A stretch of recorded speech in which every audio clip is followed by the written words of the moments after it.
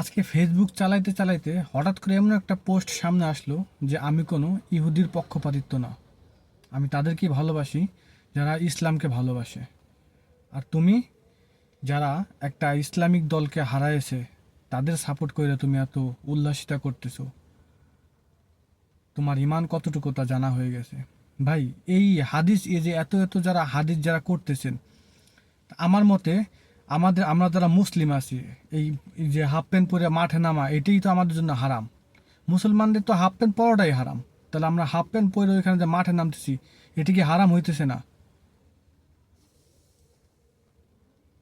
আপনারা এখন যারা হারাম হারাম বলতেছেন, বিগত 2 ঘন্টা আগের থেকে আপনারা এই ফুটবল খেলা দেখবেন বলে এই অ্যারেঞ্জমেন্ট করতেছেন, এইটাও তো আমার মনে হয় একটা ইহুদিরাই মনে হয় বানাইছে ফুটবল খেলাটা।